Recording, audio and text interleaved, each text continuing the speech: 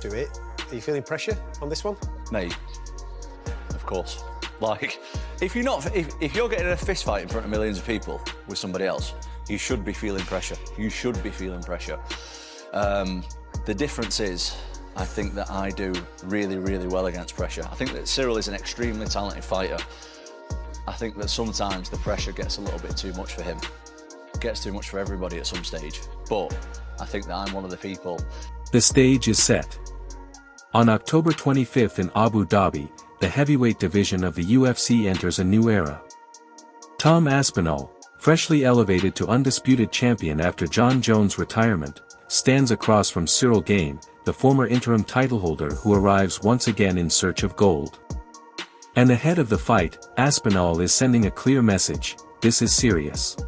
Really well, he's like, this fight means absolutely everything, but I've got to go in there like I don't care about it and put on a great performance. And this is Cyryl's third title shot.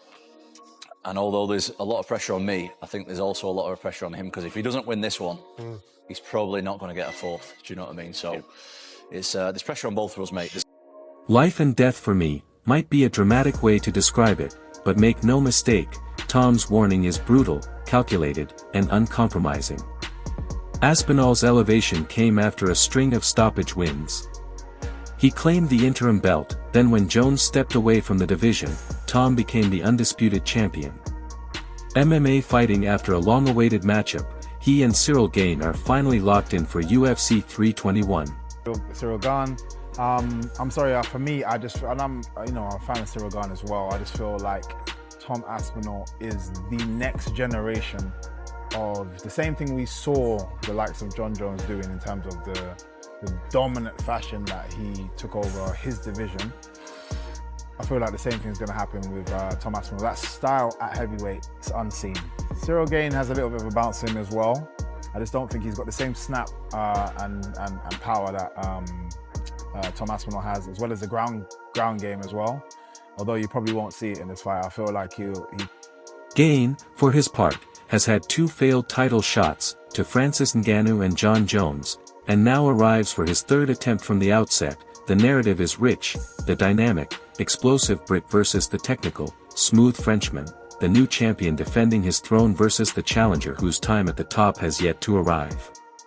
And amid all that backdrop, Tom isn't just talking. He's warning. During the promotional build for UFC 321, fighter for me, he's a kickbox flicker and toucher, and he finishes fights, but he takes a lot of shots to finish people. Tom's a lot more clinical. I don't think his skill set will cause him issues at all. Aspinall was asked about his mindset and his opponent. His answer: I think if I hit anybody, I can knock anybody out. Ciryl is no exception. He didn't hedge. He didn't soften the tone. He straight up claimed he can finish this fight. He added that Gane has some weaknesses in his ground game, which he and his team intend to exploit. Unambiguously, Tom is issuing a brutal warning: stay ready. If I can go through my career and nobody seeing anything, that's ideal for me, because each long fight, the opponents get to see more and more. And right now I've got a lot of UFC fights. I think this is my 10th or 11th UFC fight. But the percentage that people have seen is like this much, like it's 10-20% of what I can actually do. And that is just a massive advantage. That's one, to be honest, that's one of the biggest advantages that I've got, is that nobody knows. Gane. Because if I land clean, you're going over. Early.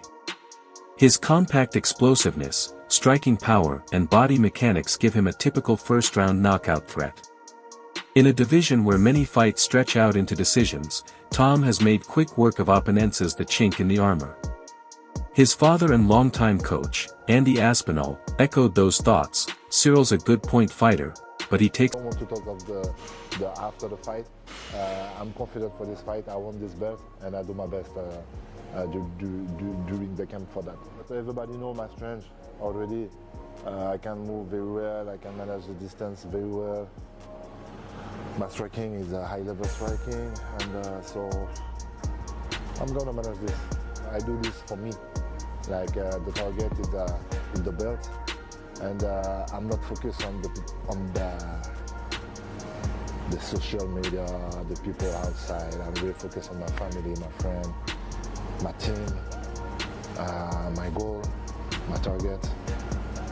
It's a lot of shots to finish people. Tom's a lot more clinical, cards for a long time, repeatedly booked and then delayed. This is the 4th time we've been matched up, he said. Now it finally happens. For Tom, this is far more than merely defending a belt. It's about defining a new era in heavyweight MMA. With Jones retired, the division's landscape is shifting. He wants to be the one who solidifies his reign, sets the tone, and maybe even paves the way for future champions. For Ciryl Gane, it's a last clear shot at undisputed gold. 2 previous I don't like to put that kind of pressure on myself. It's just like, I got to fight, I got an opponent, we got to work towards that. Cyryl's like really good as well, so he's fantastic. He's good, and I think he brings a whole new challenge that I've not really had before. The same that I have with him. He's just like, his style is different to a lot of heavyweights. He moves really well. Yeah. He's nimble. He's super fit, super athletic. I think we're both going to be in a stage where I think to get to him, we both need to be pretty exhausted. Yeah. Oh, okay, yeah. And that's not something that I've really had to deal with too much before. A lot of heavyweights quite slow and bloody. He isn't like that at all. So I think we both need to, I need to be super, super fit. We need to get to a stage where both of us are slowed down a little bit. Yeah. Which, I like it. New challenge, I love it. Failures loom large. This is the chance to seize what has eluded him. The margin for error is razor thin. Aspinall knows that. Which is why his warning is delivered with intensity. The build-up has had its moments, press conference boos, crowd hostility, distractions. At a face-off in Paris, Tom received a loud, hostile reception from Gane's hometown fans. He handled it coolly, dismissing the drama and keeping his focus. MMA Fighting, 7. It's a reminder that while Aspinall talks power and finish, he also understands the mental game. He wants to impose his will, his pace, his narrative. Who do you think he will win? Is the winner something that interests you? Cara, ali é uma luta assim difícil, mas o Aspinall, campeão, vem mais confiante. Mas assim, eu vejo que ele lutou com atletas também assim, muito agressivo, entendeu? E ele tá levando a melhor ali, mas acho que o Ciryl Gane ele é um cara assim mais, que movimenta mais. É um cara que não gosta de se expor, entendeu? Um pouco ali de medo e tal. Então quando você tem um certo medo, um receio, você acaba não tomando muitos golpes. Então, a gente vai ver. Vamos ver, porque... Not just his fists. And press the action. He knows Gane can move well, but he believes he hits harder and finishes sooner. Gane, by contrast, will likely try to use distance, timing, striking variety, perhaps drag the fight into deeper waters. He's shown his striking pedigree and athleticism. However, if the ground aspects or takedown defense are below par, Aspinall will pounce. If the fight is allowed to go the distance, Gane might gain the edge in experience of longer rounds. Like, I've seen a lot of heavyweight, even Francis, who's like the greatest, scariest power striker I've ever seen in the heavyweight division. No one's scarier than Francis. Francis does not move like Tom Aspinall. Tom Aspinall is significantly faster than every other heavyweight. That's a real problem. But if Aspinall capitalizes early, especially in round 1 or 2, the plan may never go that far. Aspinall has even said, this is an MMA fight. It can go anywhere, so we'll both be ready for anything. When you're champion and you say you can knock anybody out, you're putting everything on the line. Aspinall isn't just making a talking point, he's warning of consequences. He's basically telling Gane, this may be life or death for your championship hopes. I'm coming for you. The phrasing of his warning, cold, unflinching, signals the edge he carries in the first round. Right. I think Tom is phenomenal. I think he's absolutely the best heavyweight we've ever seen in the UFC. I said to him, it sucks to win the belt that way, to be the champion this way, that no one's going to remember that in 3 fights time. They're just going to remember what you've done and that you are the champion of the world and you're the best in the division. To this fight. He believes the time for debate is over. The time for action is now. If Aspinall wins in dominant fashion, he confirms his status as the new heavyweight standard-bearer. He validates his knockout power, his new breed status, and the hype surrounding him.